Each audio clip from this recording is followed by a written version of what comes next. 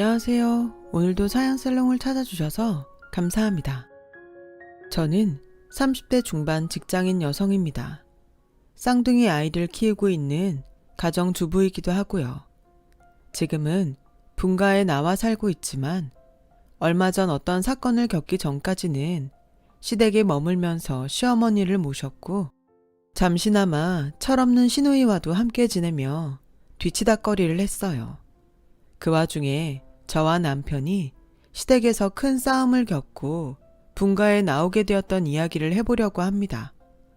정리하자면 답 없는 시댁 탈출기 정도 되겠네요. 시댁은 시모와 손 아래 시누이, 그리고 저희 남편 딱 세 식구인 집안이었어요. 저와 남편은 병석에 누워 계시던 시아버님 생전에 결혼식을 올리기 위해 서둘렀지만 안타깝게도 시아버님은 끝내 결혼을 지켜보지 못한 채로 세상을 떠나셨죠.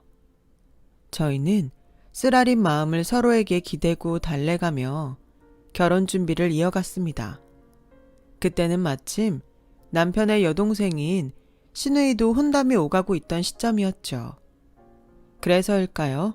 저희 부부와 시누이가 결혼을 준비하는 내내 시어머니는 부쩍 적적해하는 모습을 보이고는 했습니다. 특히나 저희가 신혼집을 알아보면서부터는 시어머니의 적적한 모습이 더욱 심해졌어요. 가뜩이나 작은 체구의 시어머니 어깨가 어찌나 초라해 보이던지요. 대학교에 입학하면서부터 쭉 혼자 자취생활을 해왔던 저는 시어머니의 적적한 마음을 이해할 수 있었어요.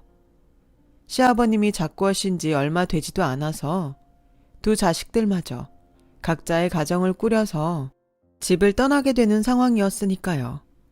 내 식구 오손도손 행복하게 잘 살던 시어머니 입장에서는 집에 혼자 남겨질 자신의 모습이 무척이나 걱정이었겠죠. 그래서 결심했습니다. 자기야, 우리 신혼집 말인데 조금 더 알아보자. 기왕이면 당신 직장 가까운 쪽이 편하고 좋잖아. 그럼 결정 났네. 뭐가? 아직 직장 근처 쪽은 알아본 데 없잖아. 있어. 자기네 본가. 얼마나 좋아. 내 직장도 가깝고. 우리 집? 혹시 엄마 걱정돼서 이래? 어머니가 혼자인 삶을 받아들이고 적응할 수 있을 때까지만이라도 같이 있어드리면 어떨까 싶어. 나중에 분가할 때 하더라도. 자기가 좋다면야 난 얼마든지. 고마워. 내가 앞으로 잘할게. 결혼식을 치른 저는 남편과 약속했던 대로 시어머니가 살고 계시는 시댁에 신혼방을 차렸어요. 시댁으로 들어가고 오래지 않아 시어머니가 왜 그렇게 적적한 기색을 비추셨는지 딱 알겠더라고요. 그때는 손아래 시누이가 아직은 결혼식을 올리기 전이었는데요. 이놈의 시누이는 시끄럽기가 7살짜리 버금가는 철부지에 참 손이 많이 가는 어지르기 대장군이었습니다. 분명 시누이 혼자 뒹굴거리고 있는데 5-6명이 함께 모여 놀고 있는 것 같은 대단한 존재감이랄까요. 시어머니는 시누이의 뒤처리를 하느라 거의 시집살이를 하는 모양새였죠. 그런 시누이가 분가에 나간다는 생각을 하니 제 머릿속에도 어마어마하게 썰렁해진 집안 모습이 훤히 그려지더라고요. 생각대로 온 집안이 썰렁해져 버렸습니다. 시누이가 결혼을 하고 분가에 나가기가 무섭게 집이 무슨 절간이 되어버렸어요. 창가에다 풍경 하나만 걸어놓으면 이건 그야말로 외딴 산속 아무도 찾지 않는 암자 그 자체였죠. 다행히도 오래가지 않을 썰렁함이었습니다. 이거 죄송해서 어떡하죠, 어머님? 갑자기 죄송은 왜? 니들 혹시 무슨 문제라도 생겼니? 문제죠, 그럼. 그것도 아주 큰 문제요. 뭔데 이래? 뜸들이지 말고 얼른 얘기해보렴. 응? 죄송해요, 어머님. 저희가 어머님을 너무 빨리 할머니로 만들어버렸어요. 너희 임신했니? 임신 맞구나. 어머나 세상에. 놀라지 마세요. 그냥 임신도 아니고 쌍둥이래요. 아우, 하느님, 부처님, 천지신명이시여 감사합니다. 잘했다, 잘했어. 얼마나 고생이 많았니? 고생이라뇨. 앞으로 더 열심히 살아야죠.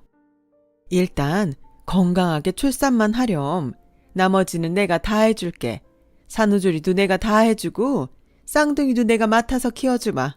며느리도 딸 자식이라잖니. 엄마 입장으로 해주는 거니까 부담 갖지 말고. 시어머니는 발까지 동동 굴러가며 기뻐했습니다. 쌍둥이가 태어나면 직장 생활에 바쁜 저희 부부를 대신해 양육을 도맡아 주겠다고까지 먼저 약속했어요. 행복했고 너무 감사했죠. 쌍둥이가 학교에 입학할 때까지만이라도 직장을 잠시 그만두어야 하나 고민하고 있던 참이었거든요. 솔직하게 말씀드리자면 내가 쌍둥이 아이들에게 모자람 없이 올바르고 훌륭한 엄마가 되어줄 수 있을까? 하는 걱정이 꽤 컸습니다. 왜 그렇잖아요. 아이 하나에 모든 사랑을 집중하기에도 힘든 일이 육아인데 저희는 첫 아이인데다가 쌍둥이였으니까요. 그런 상황에서 시어머니가 먼저 도와주시겠다고 나서주시니 저희 부부로서는 감사하기가 이를 데 없었어요. 그날 저희 부부도 시어머니의 손을 꼭 붙잡고 약속했어요. 너무 과한 육아 부담은 드리지 않겠다고요. 저와 남편부터가 쌍둥이 아이의 부모로서 육아에 최선을 다하겠다고요. 용돈도 아주 넉넉하게 드리기로 했죠. 시어머니는 그렇게 큰 돈까지 바라고 돕는 것은 아니라고 했지만 저희 부부는 한사코 용돈을 안겨드렸어요. 요즘 세상에는 그렇게 하는 것이 부모의 도움을 받는 자식으로서 마땅히 해야만 하는 도리라며 설득해 가면서요. 시어머니는 그제서야 용돈을 받으셨죠. 저와 남편은 약속을 빠짐없이 지켰습니다. 친구분들께 어깨 힘 딱 준 채로 자랑하고도 남을 만큼 용돈을 드렸어요. 쌍둥이 아이의 부모로서도 최선을 다했고요. 저는 젖먹이들과의 유대감 형성을 위해 육아휴직도 썼어요. 하지만 시어머니는 너무 과한 육아 부담은커녕 쌍둥이에게 눈길 한번 제대로 주지 않더군요. 왜냐고요? 쌍둥이가 태어날 무렵 시어머니가 연애를 시작했거든요. 남편은 시어머니가 용돈은 꼬박꼬박 받아가면서도 육아를 돕겠다는 약속은 지키지 않는 행동거지가 불만스러웠던 모양이에요. 아무리 봐도 요즘 엄마 너무하는 것 같아. 뭐가? 연애? 그것도 그렇고. 그런 생각하지 말어. 어머님도 당신 부모이기 전에 여자야. 요즘은 100세 시대라는데 어머님 나이면 아직 한창 때고 부모가 행복하면 우리도 좋은 거지 뭘. 그래, 뭐 연애하는 거야 인정. 용돈 받아가면서 약속 안 지키는 거? 그것도 그렇다 치자고. 근데 아무리 그래도 한 집안 살면서 어떻게 눈길 한 번을 안 줄 수가 있지? 손주잖아. 연애 초기잖아. 우리는 초기 때 남들 사정이 눈에 들어왔었나 뭐? 그건 그렇지만. 됐어. 나중에 나 육아휴직 끝나고 직장 생활이랑 병행하게 됐을 때 그때 도와주셔도 충분해. 혹시 못 해주시더라도 그런 걸로 기대하고 원망하면 안 되는 거야.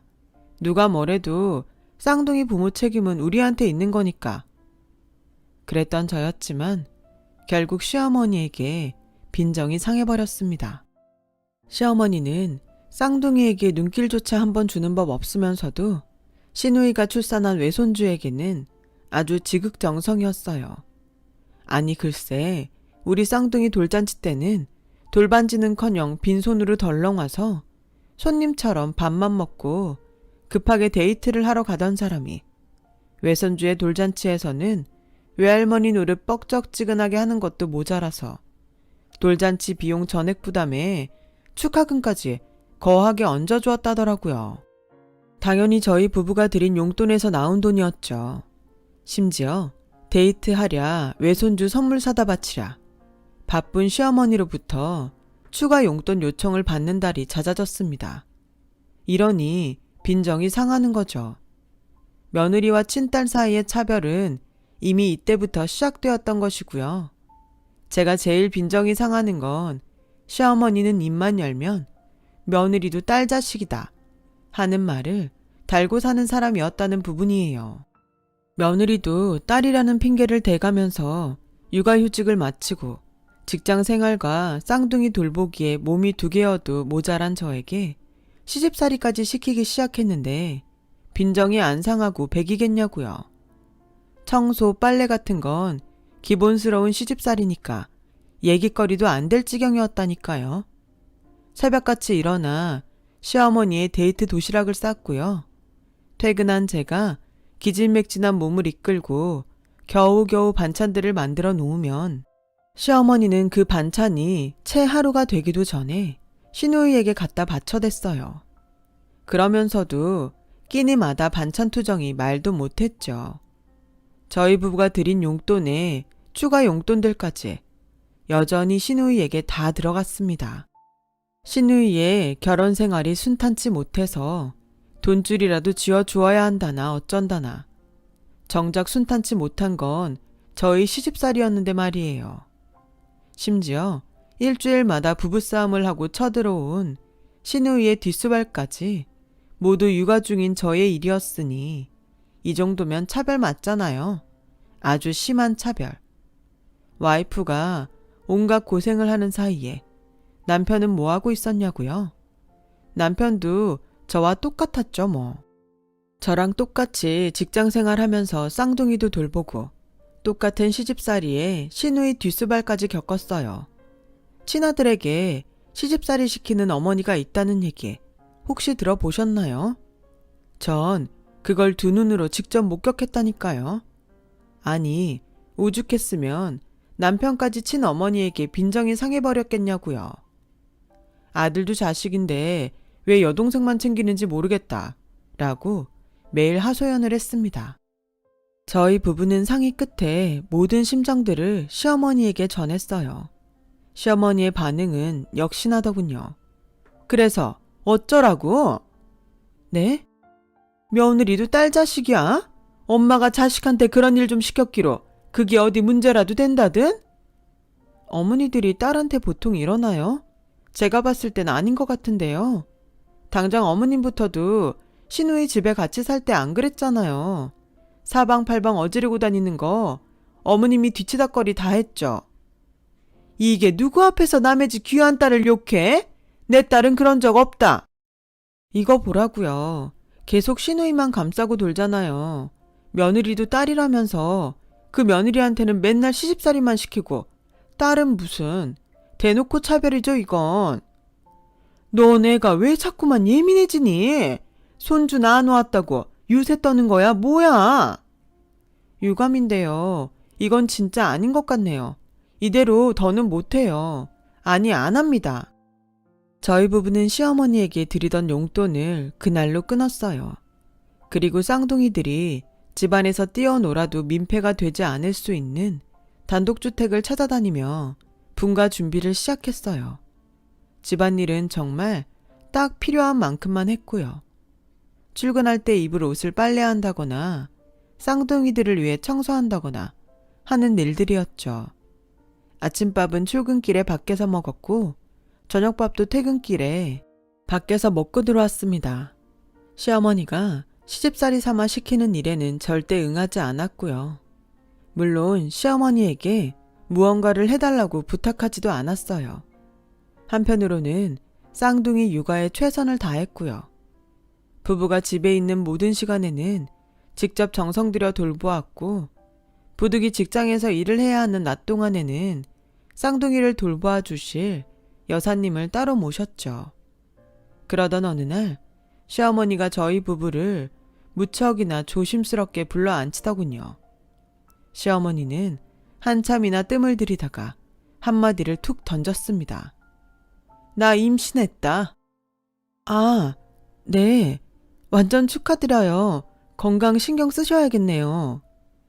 솔직히 살짝 놀라기는 했지만 그래도 저희 부부는 진심 가득한 미소로 시어머니의 임신을 축하했습니다.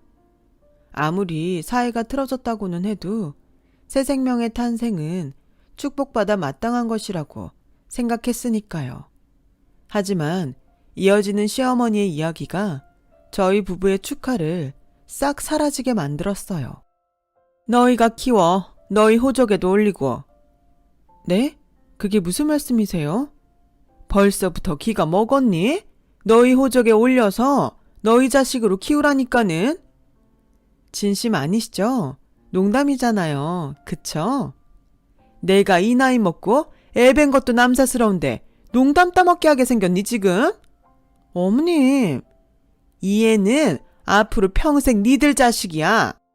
그렇게 생각하고 쌍둥이 키우는 김에 니들이 알아서 키워. 얼마나 고마운 일이니? 애 낳는 고통 한 번 더 겪지 않아서 좋고. 그걸 지금 말씀이라고.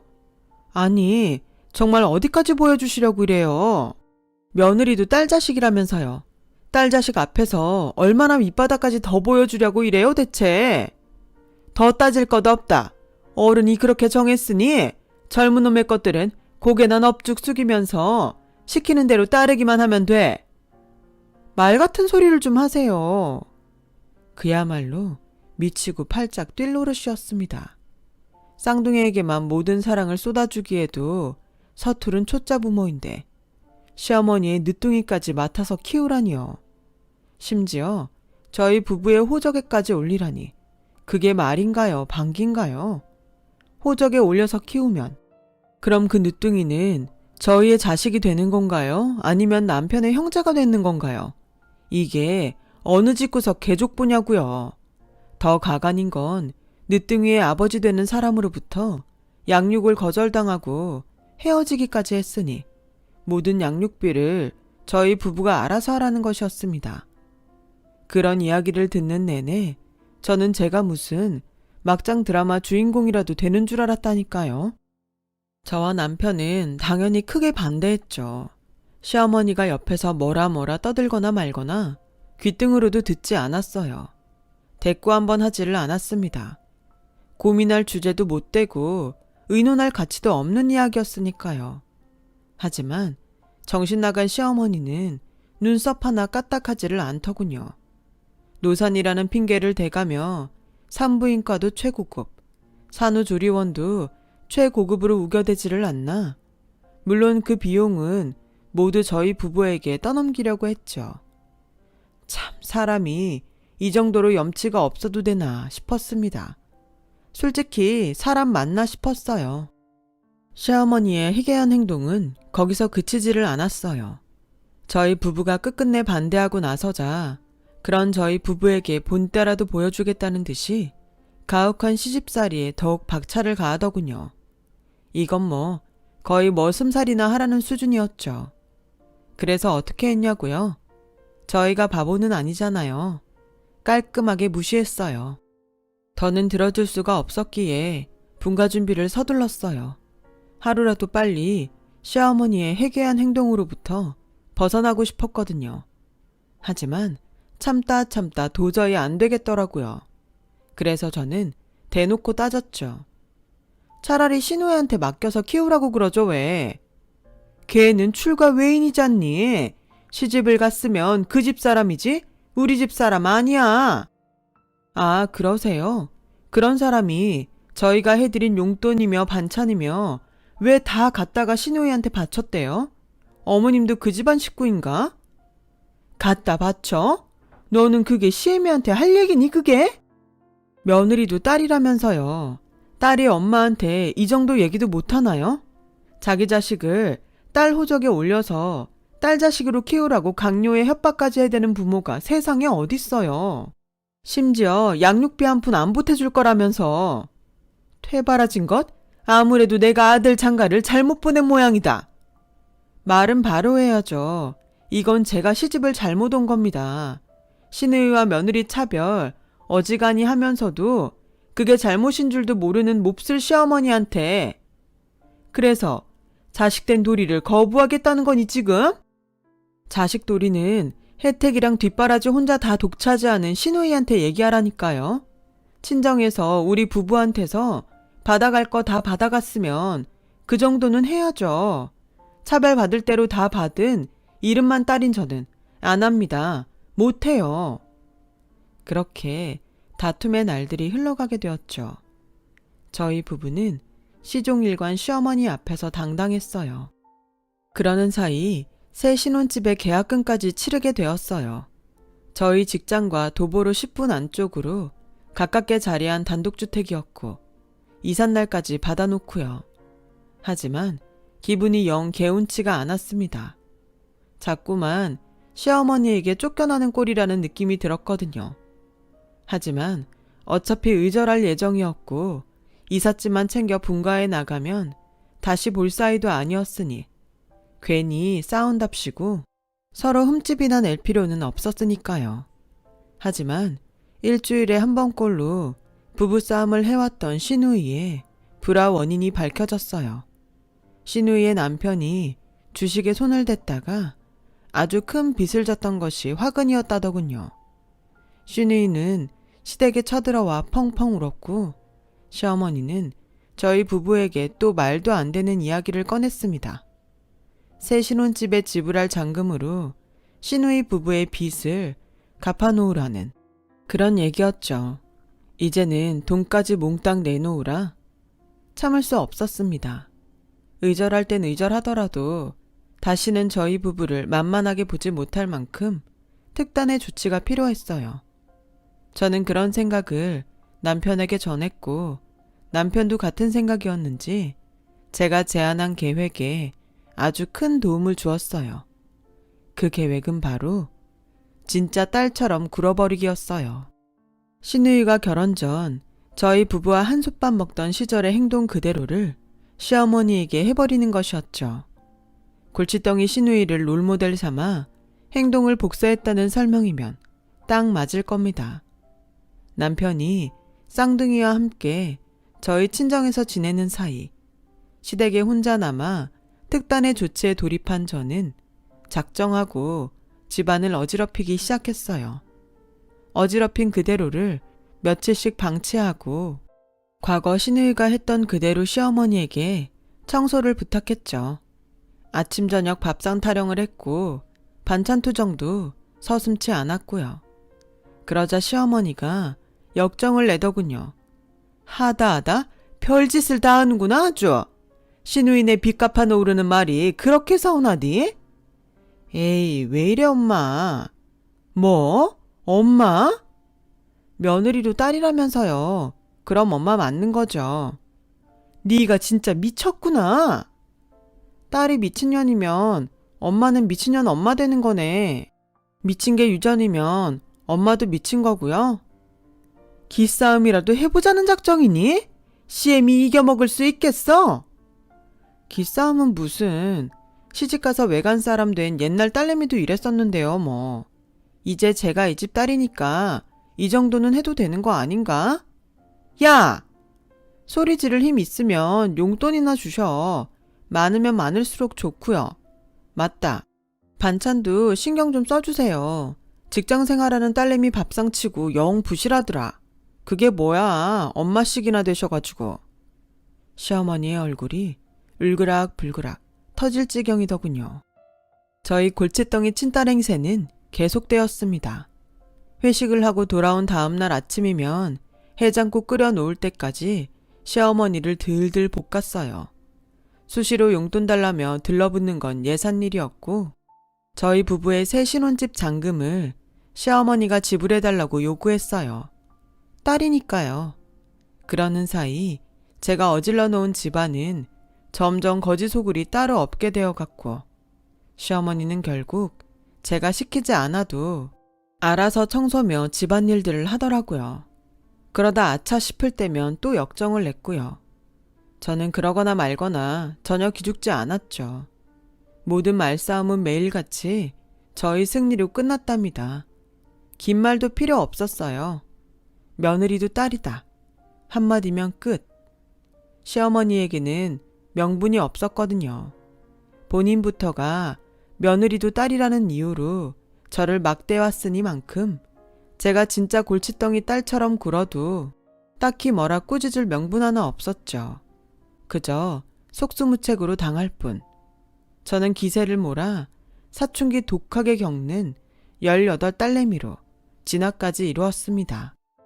엄마가 나한테 해준 게 뭔데? 하는 사춘기 딸. 굳이 설명 안 해도 느낌 오시죠? 암튼 그랬어요. 그렇게 얼마 뒤 시어머니도 안 되겠던지 시누이에게 도움을 청했던 모양이에요. 시누이가 화가 잔뜩 난 채로 쳐들어오더라고요. 이번에는 남편 차례였죠. 남편도 시어머니가 과거의 저를 향해 입에 올렸던 말 그대로 시누이를 퇴치했죠. 엄마가 그러더라. 시집간 여자는 출가 외인이라고. 넌 이제 그쪽 집안 사람이니까 우리 가족 일에 간섭하지 마. 뭐? 간섭? 출가 외인? 너도 화나지? 우리는 그런 대접 맨날 받으면서 살았어. 아무리 그래도 이건. 그리고 지킬 건 좀 지키자. 앞으로. 내 와이프가 너한테는 손윗사람 되거든? 위아래 연공서열 잘 파악해서 예의 갖춰 잘 모셔. 외간 사람이면 외간 사람답게 행동 조심하고. 오빠! 지하철 타고 가지? 멀리 안 나간다. 쪽도 못 쓰고 쫓겨나듯 현관을 떠나는 시누이. 그런 시누이를 흔들리는 눈빛으로 바라보며 벙찐 시어머니. 그 모습을 같이 보셨으면 참 좋았을 텐데요. 그날 몇 시간을 방에 틀어박혀 끙끙 고민만 해대던 시어머니가 초췌한 안색으로 저희 부부를 불러다 앉혔습니다. 그래, 내가 졌다. 이제 그만하고 분가해서 따로 살자꾸나. 뭘 어떻게 졌는데요? 며느리도 딸이라는 이유로 너를 막대했어. 똑같은 취급을 당해보니까 바로 알겠더구나. 솔직히 차별도 좀 심했던 것 같고. 심했던 것 같은 게 아니라 심했죠, 많이. 늦둥이는요? 늦둥이 호적 얘기랑 양육비 얘기도 철회하고 내 힘 닿는 대로 잘 키워보마. 얘기 다 했으면 이제 제 차례인가요? 말하렴. 저희가 시어머니와 며느리 관계를 이어갈 수 있을지 모르겠지만 이어가고 싶다면 앞으로 잘해주세요. 최소한 시어머니와 며느리 사이의 예의는 지켜달라는 이야기입니다. 최소한 사람답게 살아달라는 뜻이기도 하고요. 그러자 내 평생 속지 않은 심정으로 반성하며 살아보마. 살아보는 게 아니라 그렇게 사셔야 저희가 다시 볼 수 있어요. 혹시나 예전으로 돌아가시면 어머니 아들은 하나 없어지는 거고 저도 더 독한 골칫덩이 딸내미로 돌아올 수밖에 없어요. 저와 남편은 시어머니에게 거듭 확답을 받고 예정대로 분가에 나와 살게 되었어요. 시어머니가 진짜 반성을 했는지 과거의 잘못을 되풀이하지는 않는지 긴 시간 두고 본 뒤에 용서를 하고 말고를 결정하겠다는 약속이었으니까요. 시어머니에게도 심경의 변화가 생겼습니다. 나이가 많았던 탓에 늦둥이의 유산을 겪어야 말았답니다. 가슴 아픈 일을 겪으면서 깨우친 바가 있었던 걸까요? 시어머니는 반성의 삶을 사는 한편으로 과거 저희 부부에게서 받아간 돈들에 대한 보상 차원으로 신혼집 잔금을 대신 치러주시더군요. 그렇게 지금은 시어머니는 며느리도 딸이라는 핑계로 저를 더 이상 막대하려 들지 않습니다. 과거의 잘못을 완전히 없던 일로 돌리지는 못하겠지만 새 사람이 되어 올바르게 살아갈 수 있다면 그것만으로도 충분하다고 생각합니다. 시어머니와 소란을 겪으며 정도 들었는지 조금 처진 어깨를 보면 안쓰럽게 보이기도 하는 요즘이에요. 저도 시어머니께 예의 잘 지키며 살아가 봐야겠습니다. 안 되면 사춘기 딸로 돌아가야죠. 며느리가 어떻게 딸이 되겠어요. 시어머니가 어떻게 엄마가 되고요. 그런 마음이 든다는 거죠. 서로 지킬 건 지켜가며 배려하고 사는 게 같이 잘 살아가는 지혜가 아닐까 합니다. 제 이야기 들어주셔서 감사해요. 모두 가족들과 행복하게 지내시길 진심으로 바랍니다. 건강하시고요. 여러분, 사연 댓글에 응원과 현명한 조언 부탁드려요. 좋아요와 구독은 저에게 큰 힘이 됩니다. 오늘도 좋은 일 가득하세요.